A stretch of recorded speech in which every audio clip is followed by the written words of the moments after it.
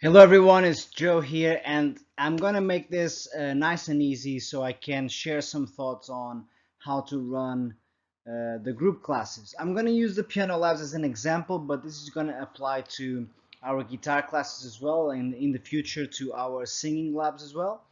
Okay, so let's get into it. So we've got a 12-week structure that we're gonna go by. That means that for the first 4 weeks of a cycle, we're going to be focused on rhythm. The second 4 weeks, we're going to be focused on melody.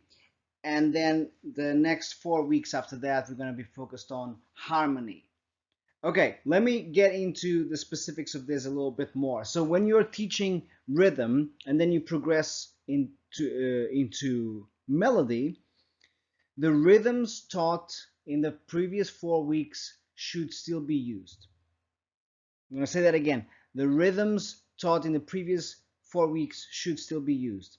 So as you're now adding the element of melody, you don't discard the contents that you taught. So you keep on stacking knowledge rather than going sideways. There's a psychological reason behind this. I'm not going to get into that right now, but that's the concept. When you progress to harmony, same thing. The chords you're going to learn should fit the melodies you've taught. So this needs to be thought through carefully, okay? Then you've completed 12 weeks of content, we progress to performance. Okay, this is important again because all the notes that they've acquired in rhythm, melody, and harmony should then translate into a song. If that song or songs that you present to them then don't relate to the knowledge acquired, what was the point? Okay, next slide. The levels. Okay, we're gonna have to think about how to level, or how to, I suppose the word is not how to level, but how to categorize our students' skill sets. There's two things to be considered here, maybe three. One is their ages. Two is because that's going to affect their learning speed as well. Two is their mindsets. I'm also going to get into this a little more later. And the third one is their skill set. Skill set is the easiest one to assess, besides age, because that's not really an assessment, it's objective. But skill set, you'll be very comfortable assessing that for the most part. Mindset, however, is very important.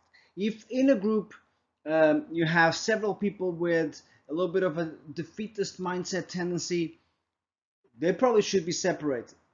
And we should bring in some more growth mindset people. Now, it is our job, though, to instill in them growth mindsets at all stages.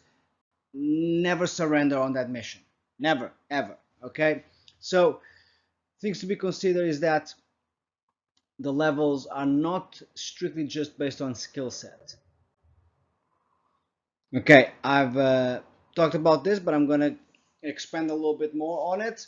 Um, the classes are going to be kept small for a reason.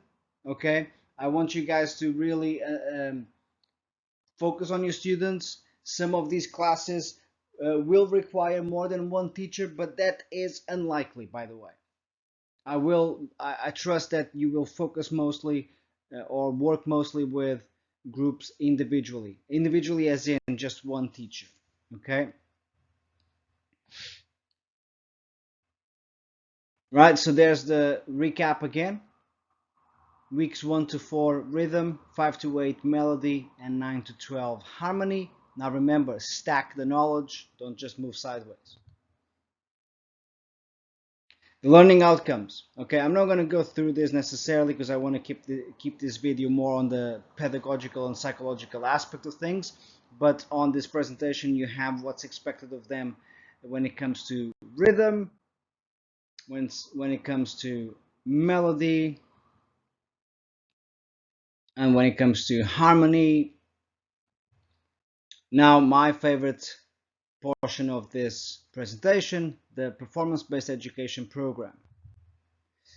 So I've been working on this for the last few years. I've been fine-tuning my ideas around this stuff, and now I'm very comfortable with telling all parents that we are officially a performance-based music school. That means that we don't focus on objective in quotes assessment tools such as grades or exams, or anything that gives you a number in front of your name is pointless. We focus on performance, okay, showing up, pushing yourself past those moments of self-doubt, and presenting the knowledge that you've acquired in a very directly applied way, which is the stage, right? Song selection needs to be clever. Now, I do not recommend asking your students what they want to play, especially in a group environment, because you're going to get so much disparity of opinions and styles, and it's just going to be too much information for you to bear. Actually, you'll end up creating a problem for you and them. So what I would like to introduce is this idea that you pre-select 4 or 5 songs, and then you bring them up to be voted on by the group. So it's a great opportunity to listen to music together, to work on your listening skills, to work on all those things. So 4 to 5 songs need to be voted. Ideally, a number of songs that cannot end up in a draw, actually. So if you have 5 students in the class, don't choose 5. We gotta be smart, so we are efficient with our time. But that's my take on how to give them the freedom of choice without chaos. Okay, and we have to teach them stage presence, and I don't mean dance moves and nonsense like that. I mean from a confidence perspective. Should they look at the audience straight in the eyes, so to speak? Should they be taking bows? We are in the 21st century. I don't want students walking up on stage following some sort of protocol, but more so that they have the confidence to walk up there and face the music. Okay, so this needs to be taught as well. And finally, how do you deal with trials? Right, so this is the thing, right? And I'm going to actually be doing another presentation on just running trial lessons alone, and I mean that generally for privates and groups. Let's focus on this. So you're running a group for 8 weeks and a new student joins in. Not a problem. They will join in and they would be talking about harmony. Now, they will be at a loss. They don't quite understand some of the fundamentals. Not a problem. That student, at the end of that cycle, will start at the same level again, because all students to level up will have to complete the 12-week program plus the performance. Okay? If a student joins in even whilst you guys are already working on performances, that's fine. They will participate, they will engage there, and then they repeat that same level to cover all their bases. Okay? This is fundamental. So, I'm going to leave it at that. That's roughly 10 minutes of a presentation, so I couldn't keep it any shorter. If you know me, you know that I could talk for another 3 hours. So, if you have any questions, please do let me know. But in the meantime, keep the hard work, and thank you very much for your efforts, and let's get it. Bye.